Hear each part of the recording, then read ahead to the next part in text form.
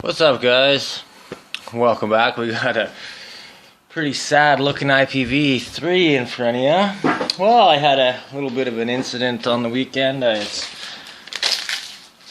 dropped it in a hot tub, so to speak.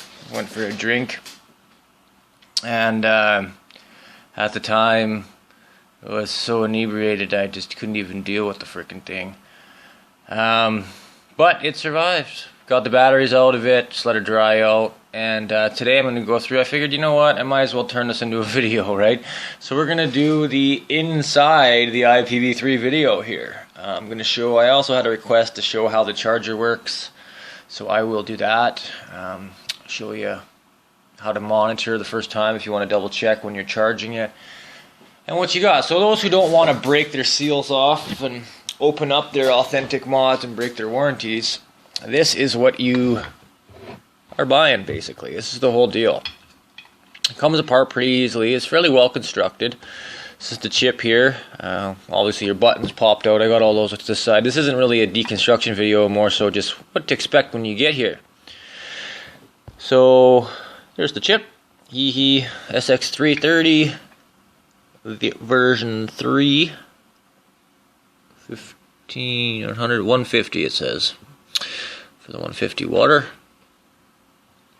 And up top there, you can see up here, that is the P4U, or well, not a P4U, basically it's a little power supply, and that is what is going to charge your batteries. And if you look up in here where that touch sensor is supposed to be, there's nothing even there. So anyway, one thing I noticed, I was in here just doing some work, and I noticed that I had a fray on one of my wires here on my, basically that's the power wire to the 510. So this could be a reason why my resistances are a little bit out of whack, if that's shorting out. So I'm going to actually clip this off and resolder it and do that. I have the means, professional soldering station and all that to do this. I don't advise you to tackle this stuff if you do not have an SMD equipped anti-static proper soldering station. I got a little digital, what is it, a 937D, a little 50 watt little hackle kind of deal, but it works great. I've had it for years. So, you know, I love my iPV3. I've had this thing for a while now. It's beat to crap. Like, I literally beat the snot out of this thing. Now went for a drink in a hot tub, and it still keeps going. It still works. I know it works. I tested it already. But I got it open, and I figured I might as well do this for all those people who want to see what the hell this thing is all about. So I'm just kind of going over the board and everything right now, just making sure everything's okay. I don't have any oxidation or corrosion anywhere on the board from the water. This is a big thing. If you ever get water on anything... What is this here? Oh, that's not good. What the hell? Something just fell off the fucking board here. What is that? It's just a little piece of... I guess that's epoxy. Oh, extra solder. Weird, but that was in a weird spot. It was sitting right up in here. Stuff like that can actually cause problems, can cause things to short out. So it's important, just inspect it. If something's out of place or looks funny, it probably is. There should be a reason it's there. So one thing I'm looking for here, like, it did get wet. One thing, when things get wet, things start to corrode and oxidize. And right down in here, on that power supply unit there was it had gotten dirty, some water had pooled and dry there, so I actually cleaned it up. I have this stuff that I use for pretty much anything. CorrosionX. I don't know if you guys have heard of this stuff, but it is absolutely amazing stuff. I use it for anything from bearings to cars to electronics to... It's like one of the greatest lubricants I've ever used in my life. It's like a magnet to metal. It will literally run upside down, backwards, to get to the squeaks and stuff, man. It's crazy. And it's not like a WD-40. This is like military grade stuff, actually. It's the only consumer product specified by the U.S. military program for corrosion, rust prevention, all that kind of stuff. But this stuff's actually known to help restore water-damaged electronics and that sort of thing. So if you've dunked your IPV or your box mod, that's one thing you can try is spray that stuff. Just spray the whole freaking circuit board with it. And I'm actually going to end up treating this stuff with it right now, but it'll actually waterproof it. I use this stuff to waterproof my electronic speed controls and stuff in the hobby world. And I've had great success with it. I just spray it literally right onto the boards. You can actually submerge them in it, let it soak for days. It will not hurt the circuit board. It is absolutely safe. So it seems kind of weird. Holy crap, I'm spraying the stuff right on the sensitive circuitry, but it's made for it, dude. So that's it. This is the IPV inside and out. It is fairly well constructed. You got nice thick wire everywhere. I do like this mod. I've had it for a long time, and I'm happy about it. So I figured I'd show you guys all the ins and outs. So the 510 is a little bit funky. It's spring loaded. You can see this pulls down. A little dirty. Clean that up. But I'm going to clip and resolder and kind of work on this. The P4U does come out. You can slide this up as well. Maybe I'll do that in a minute. I got to pop this in from this side here. But anyway, that's it. So I'm going to start working away and get this thing back together. I was also thinking about, you could use this to, I don't know, man. This box is a pretty good unit to build something else if you wanted to in the future. Okay. Okay, so I did, just went and clipped the wire off and resoldered her on there. They did use a high-bearing silver solder in here, so it does take quite a bit of heat to work with. I wouldn't recommend even trying this without a high-power soldering station, or you're going to end up heating things up way too much. Because you need that power just so you can do quick little movements, right? You don't want to be sitting there heating things up for 5 minutes. So, pulled the P4U out, or I keep calling it P4U, but it's PSU, sorry. Pioneer for you, not... That's what it is. So that's the whole deal. I just thought I'd show you what it looks like from the top and the bottom. It was a little corroded and stuff in here, so I'm just cleaning it up right now. And then the 9 volts on the back. So I will show this how it charges here in a minute when I put it all back together, just to kind of give you a demo. Okay, so one thing you want to make sure that you do not do when you put it all back together, really watch where your wire is going, because like this one here needs to stay below, obviously, for this negative, but the other ones you want to try and tuck everything up tightly. If you look at this one here, like the way that these came from the factory, you kind of need to follow the same way, so that when you pop this battery tray back in, all those wires kind of get pushed over, or else if you push the tray right down on top of them, this is where you'll end up actually nicking the wires and causing problems for yourself. So wherever they're kinking like this and stuff, you really just want to make sure that they're not too tight, and make sure that the solder joints are good before you put it all back together. So this looks good to me. I just always do a quick inspection and make sure that you're not seeing any cracked insulation anywhere or any really kinked wires. So that's good. So what I'll do now is I'll throw some batteries in here and show you how this PSU works with that cheap charger that I did a demo for a couple weeks ago. I've got both of them opened up here now, and I'm just waterproofing them. So I was fixing up the iPV3, and decided, I'm in here, might as well waterproof it. Well, while I'm doing this one, I might as well do my 2S as well. Warranty's almost over.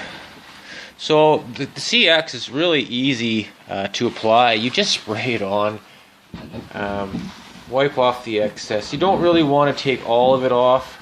You kind of want a little film to kind of dry on the circuit board. That's actually what waterproofs and protects it. But you do not want it running off everywhere, dripping out the buttonholes. So you do kind of want to dab off the excess. At least in this case, I'm going to. But that's it. It's really, really simple stuff to work with. You just spray it on and wipe it off. So I got everything back together. IPV is ready to go. I just, sorry about the mess here, guys. Gonna get this going. This is the charger that I previously reviewed. It's a 1.5 amp, 9 volt charger. It's what's rated. It's the same spec as the IPV charger made by Pioneer for You, and it works great. I've been using it for months. I've had no issue with it. So what I'm going to do now is put the batteries back in, and I'll show you how this all goes down. So this is a married set of batteries. I've been using these VTC4s. Well, you can see I wrote the date on them there. It's the day I got them, or the day they went in service. I actually got these for Christmas. So I write 1A, 1B on them, and I flip them every once in a while so that they're getting used on the opposite side. So if there's a little bit of uneven discharging happening within the device, I'm still going to swap that usage on the battery itself, right? So, yeah. I'm going to show you here. I got the multimeter on. I'm just going to make sure, like, one thing that's very important when the batteries go into a box like this is that they are married and they're at the same voltage. So 3.88 volts that reads on the multimeter. This one here is 3.88 on the multimeter. So can't really get much better than that, right? That's where you want it, really. You want them at the same voltage, same age, same cycle count, everything when you're using them in a box like this. So let's slap them in. Doesn't really matter which one goes in first or anything either. I find like you can do it however you want.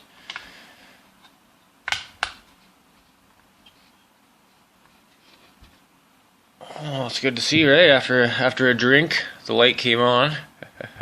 So 5 clicks to turn it on. And I said this thing just went for a swim in a hot tub. I just waterproofed it here with CorrosionX. You got to see that video. So the screen's still working. Everything looks good for the most part. So this whole thing, I'm going to show you the charging features here. So what you can do when you're charging, this is what I've done the first time I did this, is when you have it plugged in, you get your multimeter handy, pay attention to the orientation of the battery because you need to test the voltage. So this one here, I can check this one battery right here on this side is 3.88 volts. I don't know if you can see that multimeter. Sorry, I'll try and bring this in a bit for you here.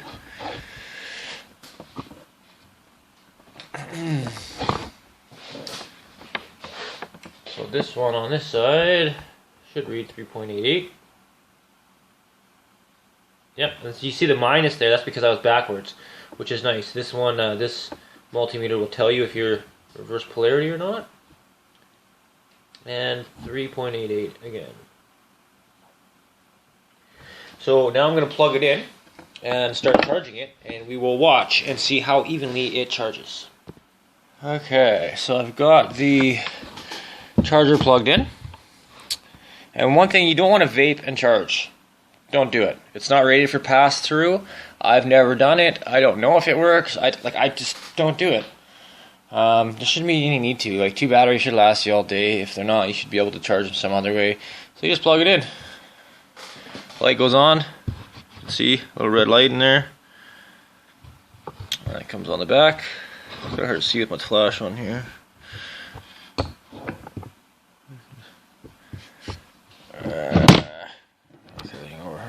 Let me block the flash. There you go, you can kind of see it. Anyway, so the light will go off once it's charged. So right now, it's charging. Well, let's see what the multimeter says. I'm going to bring the camera up just a little bit more here. So we can see the multimeter a little better. Okay, so we got the top battery. I like to lay it down, just personal preference. I don't want to knock it over. So, first battery, 3.91. And the other battery, switch the leads around, 3.91. So I'm just going to let it charge for a bit, and we'll kind of monitor as we go. Like, I'm not going to keep a time record of how long this takes. You know, roughly it takes a few hours to charge it. From two dead batteries, charging at 1.5 amps, it's going to take you, 2.5 hours. 2.5 hours. Still a lot quicker than those stupid little 18650 wall chargers. You know, it's comparable to a Nitecore in reality, because it's charging it at 1.5 amps. I think that's even faster than the Nitecores. Oh, some of them are obviously faster than that. You know what we'll do here is I will actually set a stopwatch, and we'll see from this stage right here where we're at, which is just after I paused it here this last time. So let's check where we're at. 3.92. 3.92. Okay, and I'm gonna start a stopwatch here as soon as I can get it open.